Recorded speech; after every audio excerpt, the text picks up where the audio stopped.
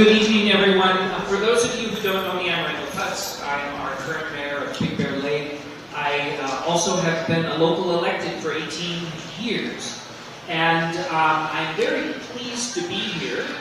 This, I believe, is the first time we've ever had an event like this, sort of an introduction to what it might be like to serve.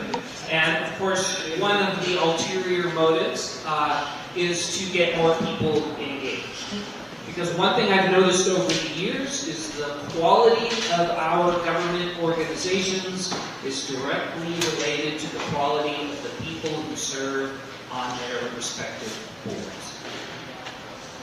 I like to share with people that I've considered my public service over the last 18 years as being my most favorite, worst paying job I have ever had. And every year I get invited out to the high school to talk about my public service and my experience.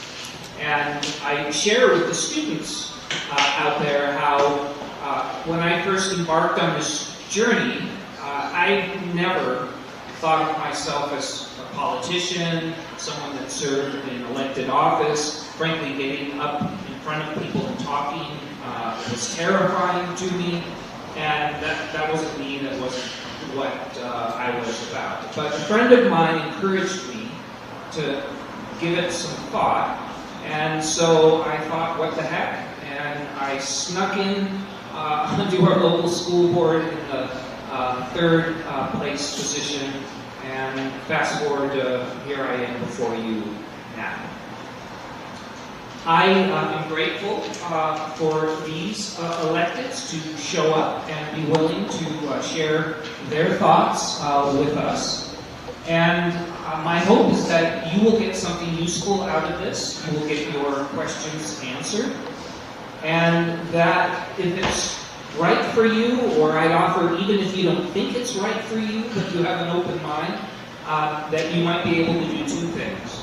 You might be able to get something very valuable out of this, and you would be able to serve our community. And one of the other things that I share with our high school students is how I, perhaps these folks, and perhaps you, have an opportunity to learn an incredible amount. Because no matter what position you serve in, you're exposed to a whole new world, you're exposed to lots of different people. It's interesting, there typically are no dull moments. Some of these people might be able to attest to that. But it also, I've found it, while sometimes it's very difficult. My first year on school board, after the death of my father and a divorce, my first year on school board was the third most emotionally trying event I had been through. But at the same time, it can also be very rewarding. So, with that, I'm glad you're here. Thank you for taking time out of your day to be interested in our community. And I'm going to hand it over to Sarah, who's going to introduce everyone. But if I can do anything later on to answer your questions or help get you in a position where you'd be willing to serve, please let me know. Thank you. Thank you, Randy. All right, good evening, everyone. Thank you for being here. My name is Sarah Gardner-Thomas. I'm a Fawn Skinner, Moose Lodge member, and president of Big Bear Democratic Club. I want to thank Randy Cutts and Sonia Ibaba for envisioning this event, and Sonia for doing all the legwork to put it together. I also want to thank our panelists for joining us tonight. Share their experience of serving the community of Big Bear Valley as elected officials. I'm really excited about this event. Our local nonpartisan offices are the building blocks of democracy, the spaces where community members of every background work together to improve the lives of all of our residents. And in this year, when we celebrate the 250th birthday of our country, there's no better time to get involved in the democratic process. So, each of our panelists will speak for 10 minutes about what being a member of their, or less, you can see who about what being a member of their particular board entails. We'll listen to all of our panelists, and then we will open the floor endless questions about what it's like to serve on their boards or run for local office. But this is not a time to discuss matters facing their board. So we will begin with Harry Melnick, Big Bear Lake City Council. Thank you. Can you hear me?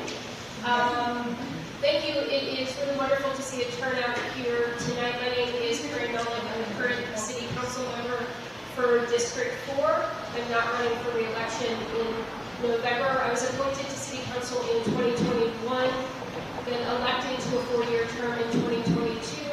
And prior to Randy, I served as the mayor of the city of Big Bear Lake for the last 2 years. And prior to being on city council, I was actually a member of the hospital board. Also, like Randy, I never viewed myself as a politician. I was that person who always raised my hand to serve. And if you want to be a part of your community and you think that you can have an impact and make it better, then I'm always the person who will want to raise my hand to try to do that. And I really commend and admire people who want to do that. It is stepping up to serve is a really important thing. So we were asked to go through some of the duties and responsibilities of serving as a city council member. And so I'm a note taker. I like to make sure that I touch on things. So as a city council member, your responsibility is to set policy and priorities, adopt ordinances, which are laws and rules, adopt a city budget, approve certain contracts. Your job is to look at the big picture and consider the long-term interests of the city, its residents, and also its visitors, given the uniqueness of our community. You hire and oversee the city manager, who manages the city staff and day-to-day operations. And I think some people don't know, a really important distinction is that you are a policy maker, you are not a manager. It is not your job to be in the day-to-day operations. That's why you hire a city manager. You don't manage all of the employees at the city. You are one member of 5 members of the city council. Even as a mayor, you are one vote. And generally, you individually cannot direct city staff to do different things. There needs to be a consensus. Randy, chime in if I'm getting anything wrong here. We have put rules in place as to how much an individual city council member can direct individual city staff, because we have run into in the past challenges with city council members who thought that the staff worked for them. Your job is to listen to the residents, to recognize that the role is not about granting wishes and making promises. You serve the entire community, not just a particular group or interest group, or only the people who supported you in an election. You work for everybody and you represent everyone, even beyond your district. And we can go into a whole thing on why we have districts, which I think are kind of crazy, being size of our community, but it is what it is. It's really important to educate yourself. Review all of the available information, ask questions, consider different perspectives before reaching a decision. One of the things that I have really tried to remember is that I am never so wedded to a position that I can't be persuaded. So if somebody comes to me with a really good argument, I don't go in with an agenda and say, I have to vote this way. If Randy comes up or another council member comes up with a really good argument, then I can be persuaded. That's what your job is to build consensus, to persuade people, and to find compromise. And there is going to be a learning curve. What you think you know about how the city runs and how the job is done and what the city manager does and all of the rumors and all the things that you do on Facebook, and by the way, really encourage you to stay off of social media. It is not where truth goes to live. And it is not where you should fight your battles. When you get, as we refer to, under the tent, you get a very, very different perspective and understanding situations that occur that I listen to people at City Council talk about. They just don't have all the facts facts all the time, and because of confidentiality and laws, we can't always say everything we would like to say. I think it's important to accept that you can't make everyone happy, and that reasonable people may disagree with your decisions, and you have to be okay with that. It's really, for me, important, and I think I don't want to say just for me, I think it's for all of us and everybody who serves, to conduct your business ethically, transparently, professionally, and respectfully. It doesn't always happen, and people can take sound bites, but I think we all really strive to do that. Even as the five of us on City Council, we don't always agree, and I think we really try to do that in a very, very respectful way. Be aware, and if you are elected, of conflicts of interest and obligations to recuse yourself. If you think that you are getting on here because you own a short-term rental and you're going to make all these ordinances to change that, guess what? You can't vote on those. There are rules about conflicts of interest, so understand what your role is in serving. Just a few suggestions, and I think I said one of them, which is really stay off, don't fight battles on social media. And remember that the position is not about you. It is about your community. This is about representing other people and their interests, and not necessarily your own. And I added this in the group, which is just try to be kind. There are ways to disagree and to do things and to do them in a kind and respectful manner. So on top of going to your Wednesday night monthly meetings, council members also serve on a number of governing boards. So our meetings are the second Wednesday of every month. They generally often have closed session that starts earlier in the day. We may have other, whether it's a successor agency or fire protection meeting that starts earlier. Special city council meetings will be on other days of the week. We represent the city on various local and regional boards and committees, and I have 2 pages of those, and what you may serve on may change annually. Sometimes we try to have consistency. I serve on that with transit, and I've done that for a number of years. Randy has served really well, and most appreciatively on the California cities. SBCTA, there are on top of fire authority that I like to serve on together. So although it is a part-time position, and it is paid like a part-time position, it is not a part-time commitment. On top of the meetings, there is getting up to speed. There are calls you get from constituents. There are community events that you need to attend, ribbon cuttings, special meetings if there is a snowmageddon, as when Randy was mayor, or fires when I was mayor. It becomes a really full-time job. It becomes making sure that your community is taken care of. And during the last fire, my house was evacuated twice, and we were living in our Sprinter van on the east end of the valley, making sure that things are taken care of. So it can be unpredictable, but it is incredibly rewarding, and it can be when you see the good things that the city is doing, when you see the progress that we are making, when you wade through the negativity, because that tends to rise to the top, and get down and see how well our city staff is doing, from the people who work at the service yard on up. When they are taking care of our community, it makes you feel good that you get to be a part of that. And that's really what I feel. I'm just a part of it. They are the ones that are doing the hard work. It's just my job to make sure they have the resources to take care of our community. Am I at my 10 minutes? I'm good. It's a 4-year term, and mayors are selected by the council each year. So I'll leave it at that.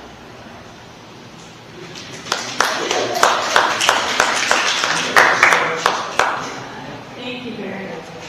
Excellent. All right, so next we have a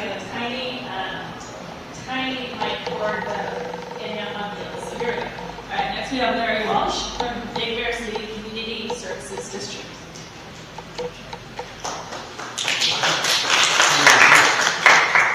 I know it sounds like you can't. One of the first things I noticed was the specification that a city council, or in our case, the board, has one employee. Can you hold the mic closer? Closer? Just closer. You're right. I saw you. There you go. There we go. Was the idea that the board has one employee. All the other employees answer to the general manager, or the city manager, or fire chief, etc. We, as you said, are supposed to be setting policy. We can ask questions. We should be aware of what goes on behind the visualized screen, but we should also try to keep ourselves out of the mix until there's a problem. And that's when the board or city council steps in and says, okay, and preferably not in public, you do it behind closed doors. You can praise in public, you should punish in private, and then you take the time to say, hey, this isn't working out like you thought it should. But you're supposed to be negotiable, you're supposed to be open to discussion. Yes, we can expect that employees need a quarter to 6 on a Sunday. They wanted to catch me before they went to church. Thank you very much. I had other people call me close to midnight. Well, it's when they have the opportunity, and so they call me, okay, we talk. It may be a long talk, other times it's short because I'm not giving them the answers they want to hear. That's how it works. I lived up here most of my life. Somebody here that was in high school at the same time I was. This place was a skating rink the last time I was in it. So the benefit of that is the kind of institutional memory. You remember how the valley has expanded, how it has developed. But you also have to look to where it may be going. And if you lose sleep over this position, you're doing something right. We serve on the board 4-year terms for everybody else. This year is a 3-year opening. Next time around with 2. Hey, I'm going to ask about that. And we get $150 back in. I don't see it, so that's the last of it. You still can't hear me?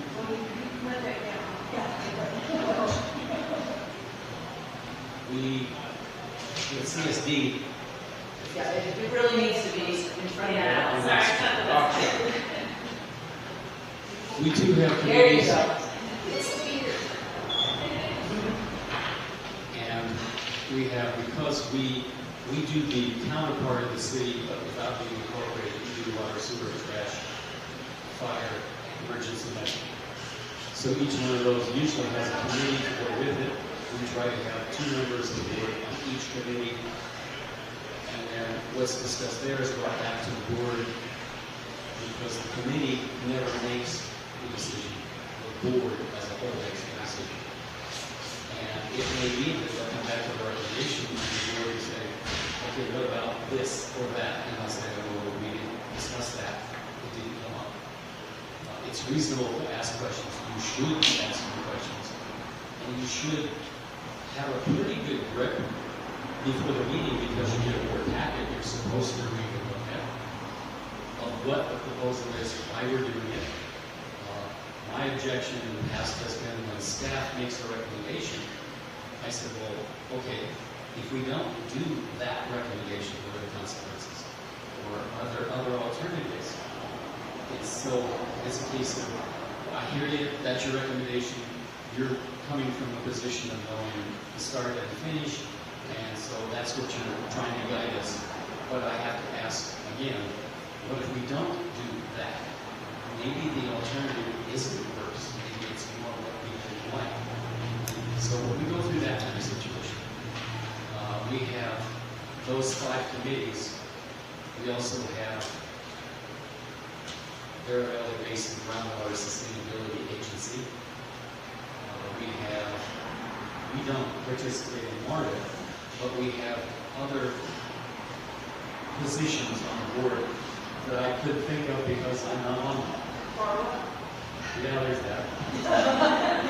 But that comes from the sewer committee, and appropriately, that committee goes and addresses Barber because it's a sewer facility.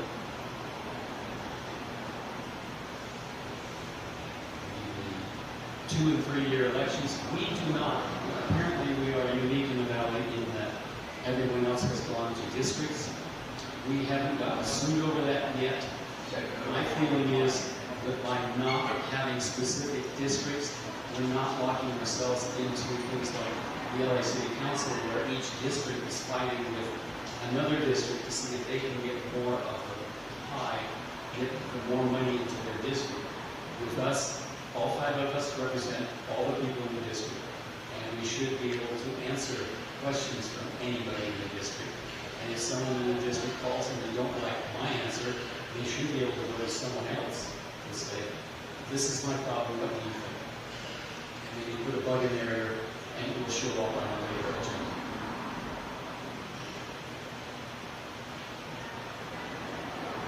One thing I did notice you did talk about, Brown Act.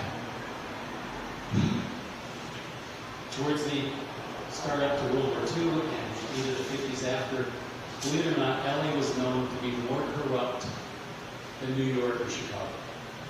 California in general did not have a good reputation. Lots of business was being moved up behind closed doors. Lots of little boy deals and backpacks. So Brown Act stepped in and said, henceforth, you will make everything in public. Well, that's good. The downside is that I cannot go to more than one other person on the board and say, can we discuss this topic? I would like to know why you're voting this way, or why you think this is the best method. If I talk to 2, I now constitute a quorum.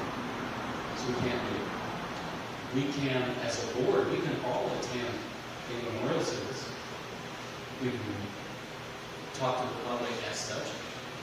But we have to be always aware that the perception of if 3 of us get together and talk about something, even if it's nothing to do with the business of the district, there could be the perception that we are conducting business outside public awareness. So that comes up. We meet, theoretically, we meet twice a month, first and third Monday. Although there are times if we don't have business to conduct, IPS stipend, like put staff in the whole thing. The other side of that is, if staff prepares a board packet, they don't do it for their health. It's my job to read the whole thing and come back and be prepared to ask questions. So we do need to give respect to the fact that a water superintendent, his whole life revolves around the water system. And so you need to listen to what he says when he does a presentation. And he is probably going to be able to answer a question faster than the general manager, who has to supervise all of them and is not necessarily a master of none so much as he's supposed to be aware of what's going on and know who to refer you to. But the opposite is true. When I have a question, we're supposed to follow chain of command. We should go first to the manager and ask the question. He may then pass us off to, that's a finance question, that's a sewer department question. But you always follow that chain of command, at least out of respect. But don't make them think that you're lurking in the background trying to undermine their authority. So that's something at least to consider. We are in a position of, yes, we are supposed to listen, we are supposed to learn, we are supposed to remember, importantly. Maybe you tried this in the past, or you were aware of something that happened in the past, and that didn't work. Then don't do it again. Try something else. I had the good fortune to be able to attend every meeting of the CSD for 12 years before I got on. So I was more aware than most. And this really, I'm glad they're doing this because people come in and they want to run best intentions, but they'll find out it's way more than they expect. It will take more time. They will get people who will decide that they are the enemy, There's nothing about them that's nice, and they will tell you that. But you've got to be able to poker face, listen, don't get upset, don't argue. If you can't help them, say so. If you know you can help them, say so. And just try to do what you can in the interest of the community. I'm more than happy. That's fantastic. Thank you, Larry. It was great. Okay, now we have Steve Foltz from Bear Valley Unified School District. Okay, thank you. I assume you can hear me? Yeah. Yes, I'm the president of the board. I've lived here most of my life, and I've been on a variety of boards over the years, and right now I'm on the school board. I've been on the school board for about 10 years. The first thing I'd like to say is everything's very selective, okay? Because everything she did, for the most part, it applies to almost all the public agencies. I mean, you have one major employee and all of that. And so there's no point in ever reading all that. Just if you're thinking of running for the school board, just substitute superintendent for city manager and you've got it. We meet, well, and Larry about the Brown Act, I can't emphasize that more. If you're going to get on a public board, you need to understand the Brown Act. To get on the school board, there's a school, of course, that you can go to learn more about the Brown Act because it is critical and you can get into trouble. There's discussion of Form 700. If you file, you're going to fill one out. You will do that every single year. And it's critically important that you list all of the sources of revenue and investments and things like that. Because if it touches your district, you must recuse yourself. Okay? And penalties can be pretty severe. So those are two important things, but they've been discussed. Our meetings, well, everybody thinks they understand how school works because we all went to school.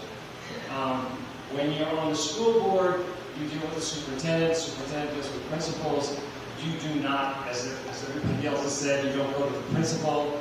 If a parent comes to you, okay, you don't try to solve the problem for them. You assist them getting help. You can direct them to the principal or the teacher or where you think they need to go. And tell them that if that doesn't solve the problem, just step it up the ladder and eventually you wind up with the superintendent, okay, just to solve the problem, if necessary. And in most cases, the teacher needs to resolve it or the principal needs to resolve it. If necessary, the superintendent does step in.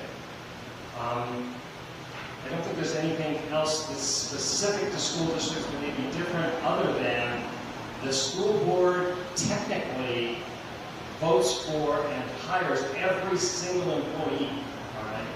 And that's why we have huge consent calendars on every one of our agendas, because we have to list every single employee, and we hire a lot. We have like 250 employees, a budget of about $42.8 million. So there's a lot of that. We are also heavily regulated by the state, and so we have more meetings than many of the others, because the state mandates that we have to have budget hearing 3 days before we adopt the budget. And we have to do that 3 times a year because we have a budget, we have a first interim where we actually figure out how much money we're going to get. We don't fix rates. We don't fix our revenue at all. The state of California tells us how much money we're going to get.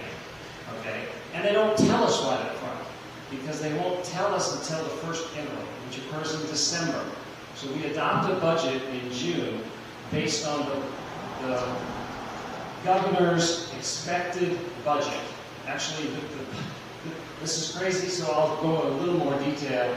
The governor comes out with a budget in January, and there's an estimate of how much money Bear Valley Municipal, I've been on too many boards, Bear Valley Unified School District gets, okay? But it's just a guess. And then come around June, when we're adopting our budget by law, okay, it has to be adopted by June 30, we have the governor's revised budget, but not yet approved by the legislature. So that when we adopt our budget, we're guessing to some extent how much money we're going to get. We know how much money we're going to get in December. And so we do another version called the first interim, and we have to certify to the county that we're solvent for 3 years. But the school board budgeting is very different than everybody else's. We have to budget 3 years and certify that we have the money for 3 years now. And we do that again in March with our second interim, where we really know how much money we've actually had. And the cycle starts again when we do the budget. So the finance is more complicated than most other districts.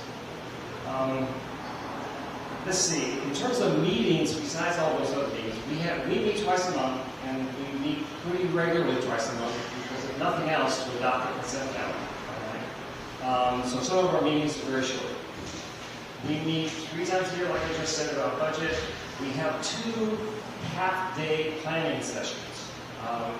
One kind of in the middle of winter, and one now. We just had one a couple weeks ago, where the superintendent lays out what he's done, what he's proposing to do, what our problems are. We look at all our test scores. It's a fairly extensive data dump of what's going on with our schools, and try to set policy for how are we going to fix the problems, how are we going to expand on some of the things that are going well, and what we need to do better. It's a really good exercise, and I think more districts should do it, to be honest with you. It's helpful. Let's see here. Compensation. In terms of 4 years, I will give you maps. I should talk. We are a trustee area, so you can only run for school board this year if you live in one of our trustees areas at the top. I have maps. Okay? If you live in the yellow area or the red area, you can run for school board this year. If you live in the green, blue, or pink, you cannot. I think that's a terrible travesty of democracy, but it was forced upon us several years ago, like the city. Anyway, it is what it is. So I have these available if you're interested in the school board. I'm more than happy to give you. Compensation. School boards have been compensated $240 a year since 1984 until January of this year. And the legislature, in their wisdom, raised, it's prorated based on ADA. ADA is average daily attendance. That's what all of our money is based on, average daily attendance. Okay? Not enrollment. Most people think if you've got students enrolled, you get paid for that money. No. It's by average daily attendance. And so we had, during COVID, it was a nightmare because how do you have kids? Okay? And it was very difficult. And the legislature amended things to make it better. But it was difficult. COVID was a very difficult time to be on the school board. Okay, Randy got off just in time because I went on and he went on. Anyway, they changed the law to, for our ADA, we could put a cap as much as $1,200 a month, which is much higher than $240, and the school board at the last meeting adopted that amount. It was 4-1 today. So that's the compensation, and plus we provide a health insurance plan to the board members. I think that's it. Yeah. Oh, we're so not going to need that. Not even a little bit. No. So not going to need a microphone. Sir in the back with the blue shirt, can you hear me? So not going to need a microphone.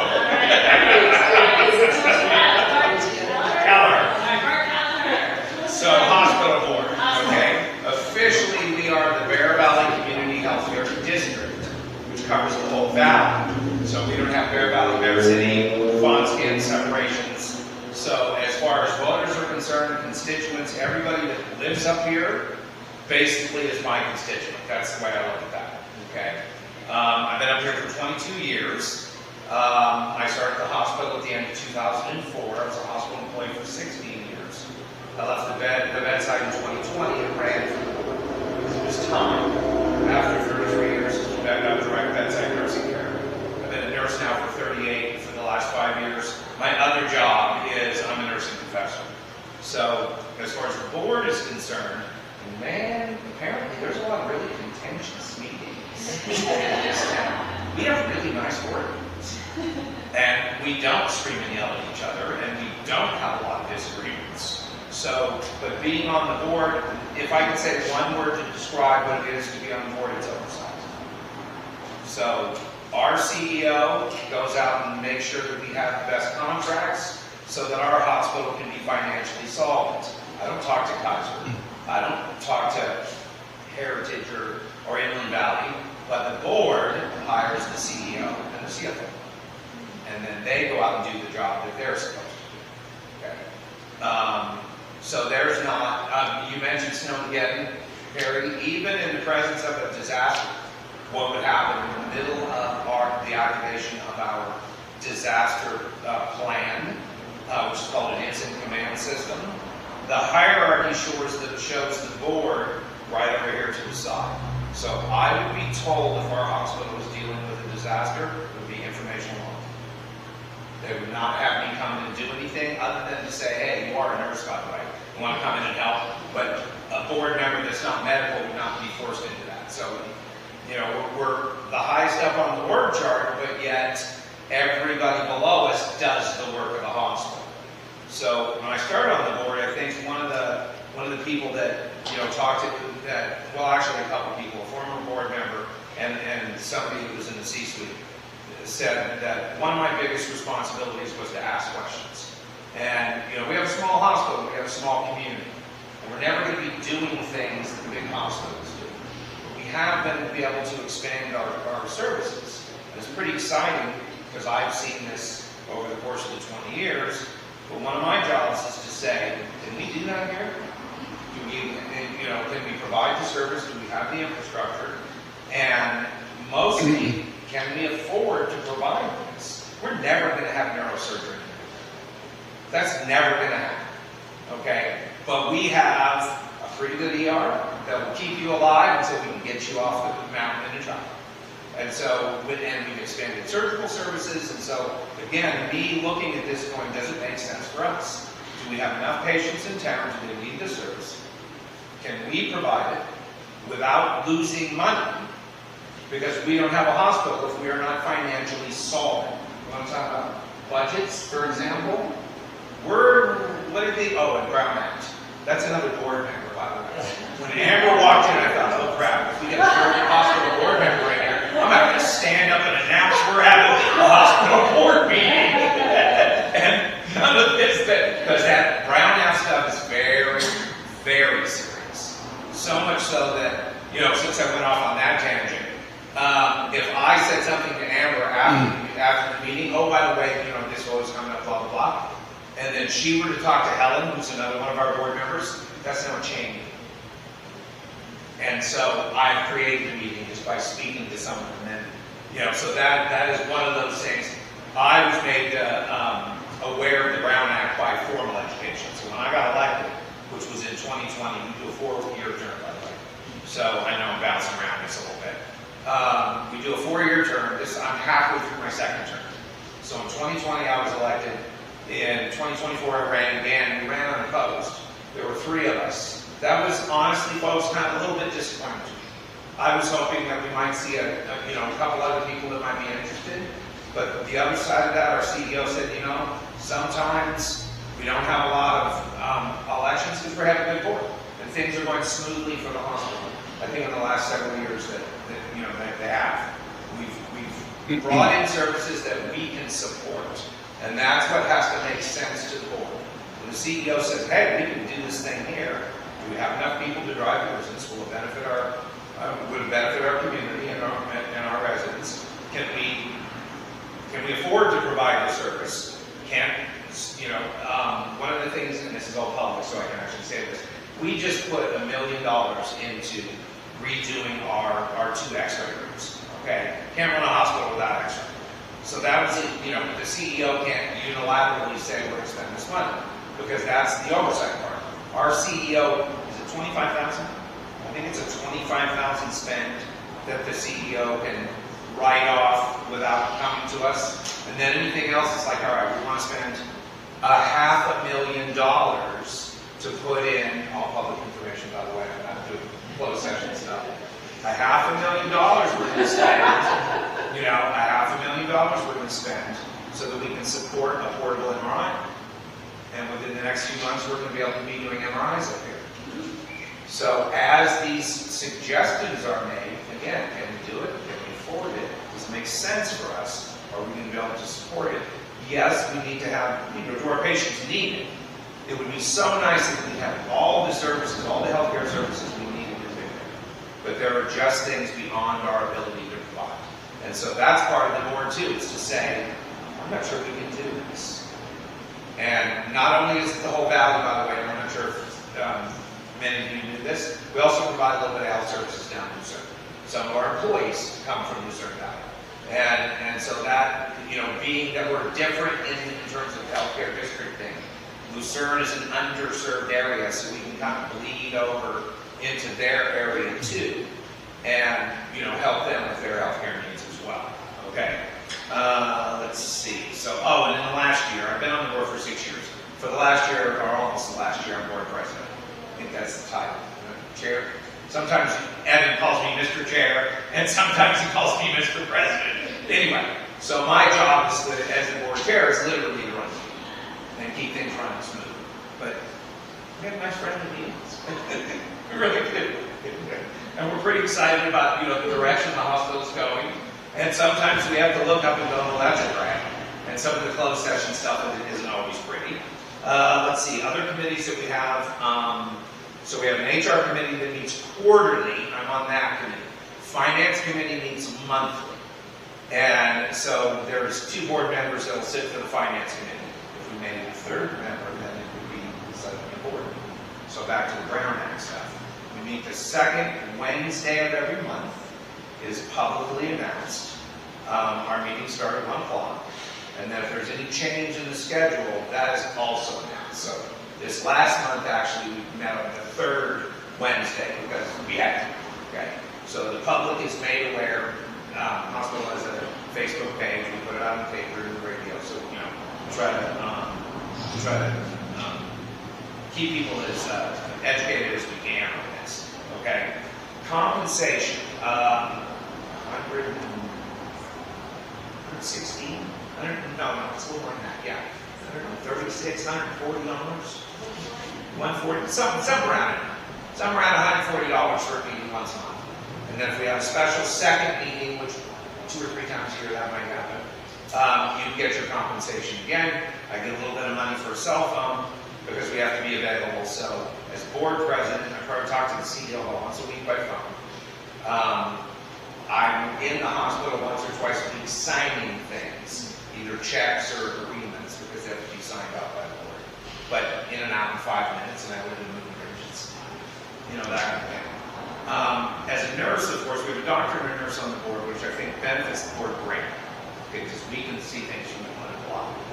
We don't need fine people to be on the board there all day. We also have a contractor. We also have somebody that's involved in business. And so, you know, that's why I was, like I said, I was a little disappointed that there weren't a couple more people maybe that didn't want to run, because this is your hospital, folks. Okay? And again, you don't have to know what I do or do what I do to be a useful member. Okay? It comes down to, hey, why are we doing this? Our budget, based on we just did the fiscal year thing, around $82 million, also public information. This is public hospital. So our revenue comes from the Medicare program, from California State Medicaid, which of course is California non-Medical, and a number of private insurances, depending on whether or not your insurance is taken from our hospital. But in the case of the government is concerned, we bill Medicare. They give us money. And then at the end of the year, they say, remember that money you gave us? We gave you. We'll take some of that back. So we have to budget plan based on, we're not going to keep everything that they gave us. And we never know what they're going to take back until they take it back. So it's fun. Every month we get a financial report. We have to report publicly that, you know, what our and of course we're not profit, so we're not mandated to make a profit. But you know, everybody understands that we have to at least break even so that we can provide the services that we need. You know, we're we're doing a little better than regular. But we report off things like how many days cash we have on hand, how much money in various accounts that are support, various things, how much that we have out in debt, being also with private insurances and accounts receivable might go out 3 months, 4 months, so we're counting on some of that money, but it's not here yet. So our CFO works pretty hard actually to try to keep all the revenue streams together so that they can present us, a good picture for the month, for the monthly meeting. So let's see, anything else? No, I think that's about it. I think we'll get to the point where I think we covered everything. I covered everything there. And if anybody has any questions after Sonia has her bit. But yeah, that's about it. Thank you.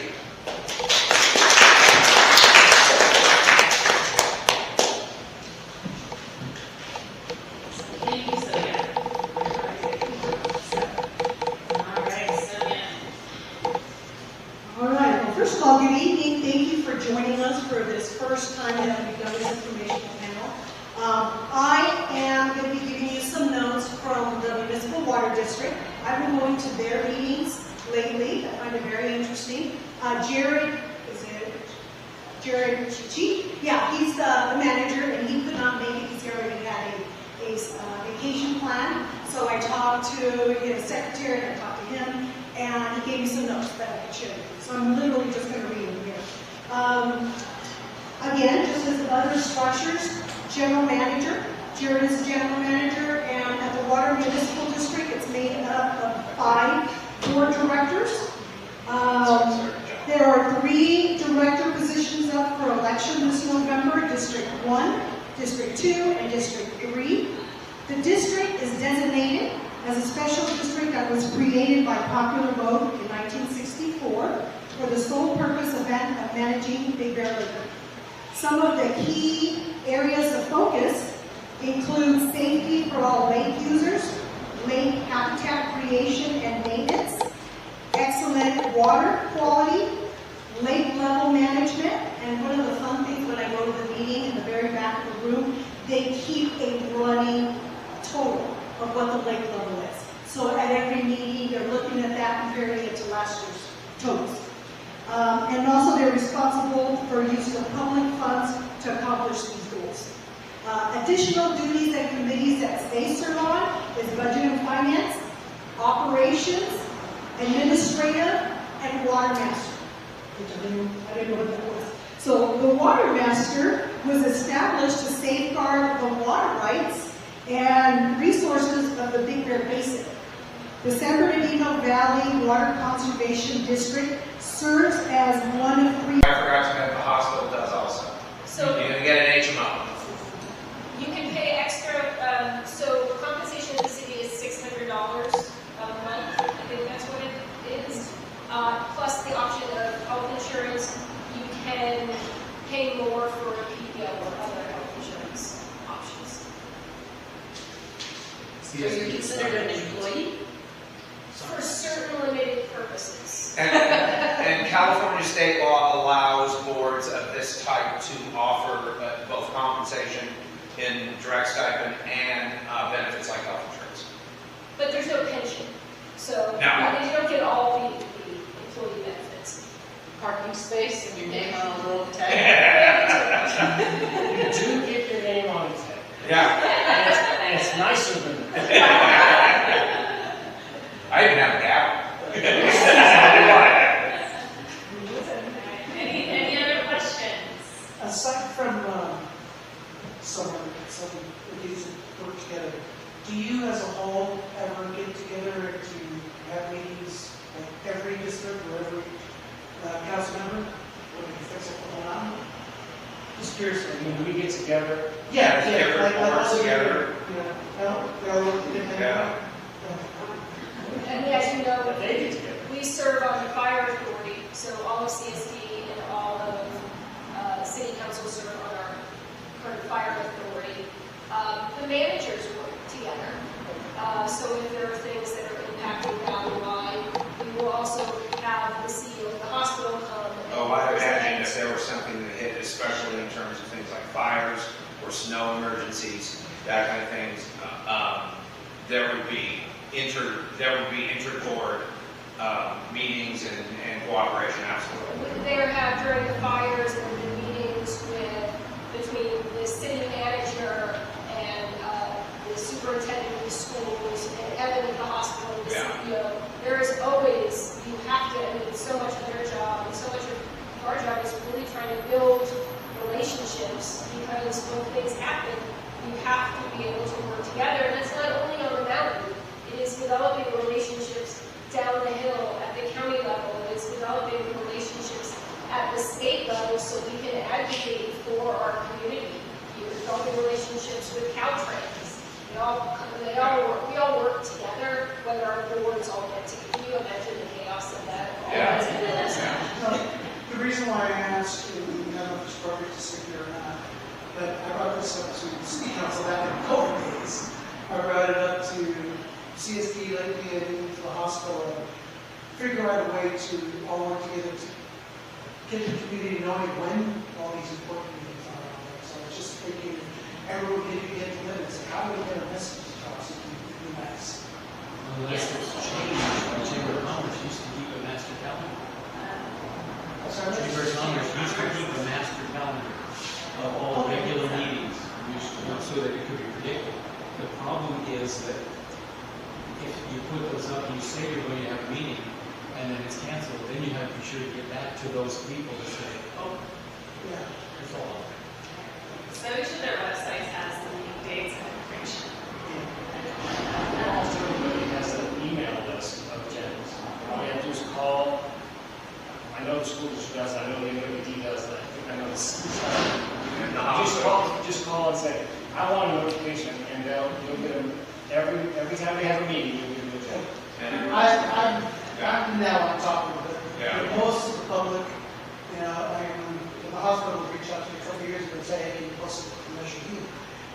It's because most of the public just ignore that. So just try to figure out a nice, easy way for the community to learn about this. Yeah, the city, we also have an app that we've really been trying to push that has push notifications. We put out weekly newsletters. Our social media is, I think we've been doing a better and better job of pushing out communications to the community.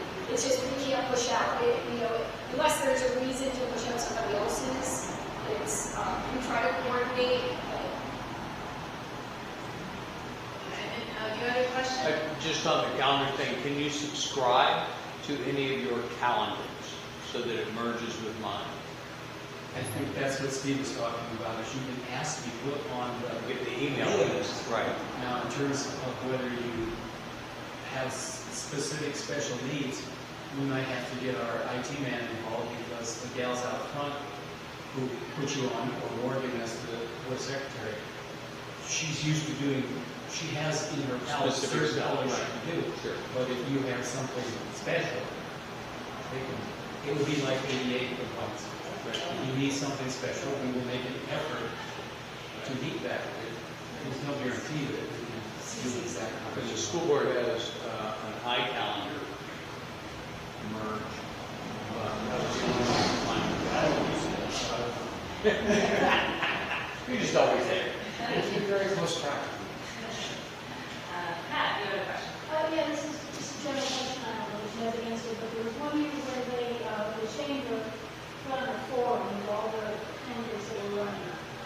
Do you think that's going to happen?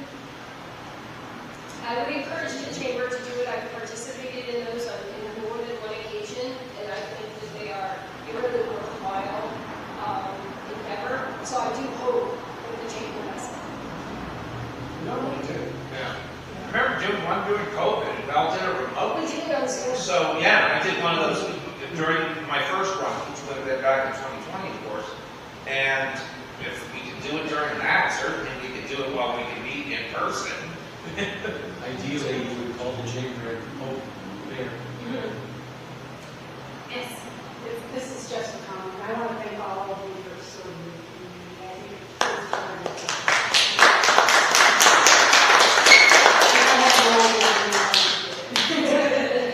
All right, any more questions?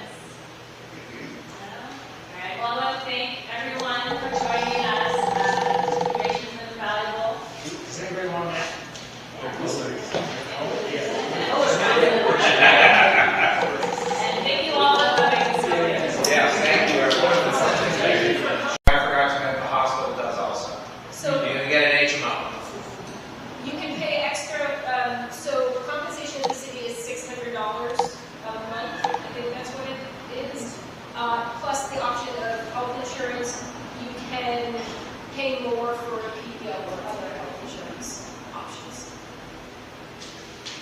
So you're considered an employee?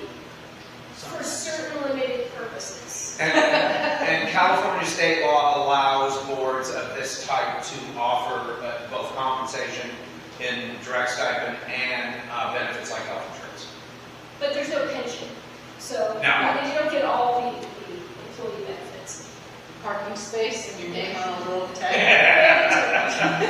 You do get your name on the tag. Yeah. And it's nicer than that. I even have a gavel. Any other questions? Aside from some of these that work together, do you as a whole ever get together to have meetings like every district or every council member? Or do you fix it going on? Just curious. I mean, we get together. Yeah, different boards other together. You know, they're all independent. Yeah. And as you know, But they get together. we serve on the fire authority, so all of CSD and all of city council serve on our current fire authority. The managers work together. So if there are things that are impacting valley-wide, we will also have the CEO of the hospital come. Oh, I imagine if there was something that hit, especially in terms of things like fires or snow emergencies, that kind of things, there would be inter-board meetings and cooperation, absolutely. There have, during the fires, there have been meetings between the city manager and the superintendent of the schools and Evan at the hospital, the Yeah. CEO. There is always, you have to, I mean, so much of their job and so much of our job is really trying to build relationships, because when things happen, you have to be able to work together. And that's not only on the mountain, it is developing relationships down the hill at the county level. It's developing relationships at the state level so we can advocate for our community. You're developing relationships with Caltrans. We all work together, whether our boards all get together. Can you imagine the chaos of that? The reason why I asked, and I don't know if it's appropriate to say here or not, but I brought this up to the city council back in COVID days. I brought it up to CSD, lately, I think, to the hospital, and figure out a way to all work together to get the community knowing when all these important meetings are.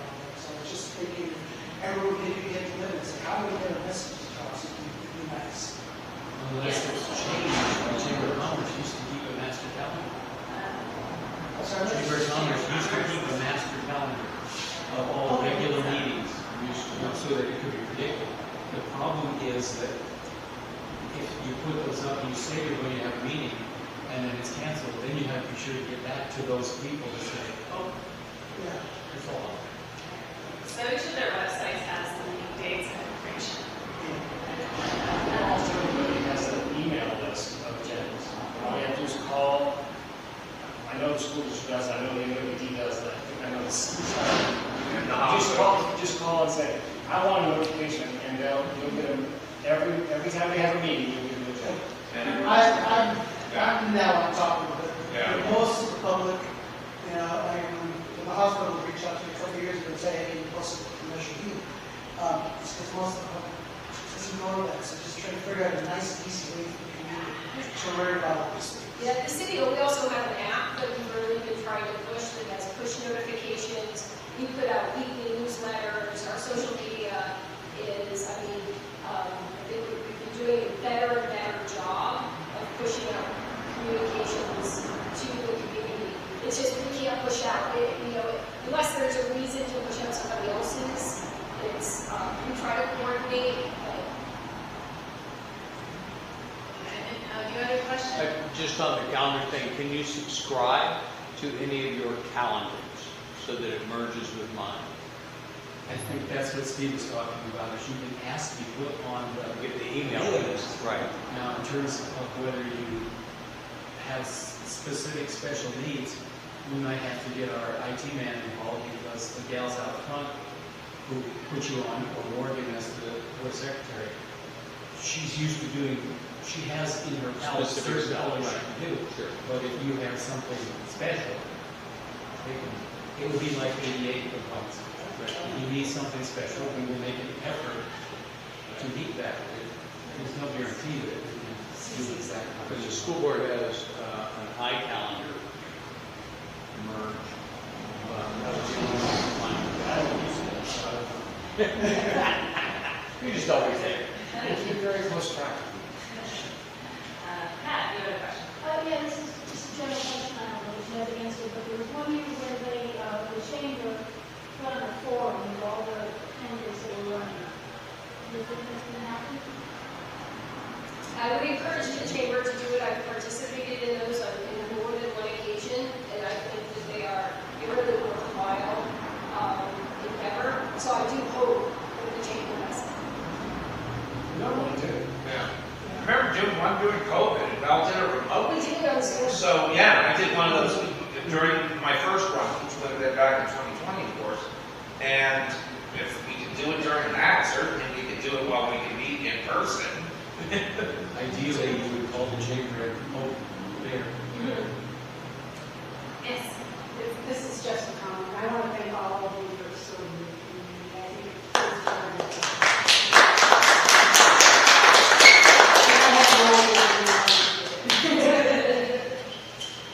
All right, any more questions? No? All right, well, I want to thank everyone for joining us. This information has been valuable. Does anybody want to?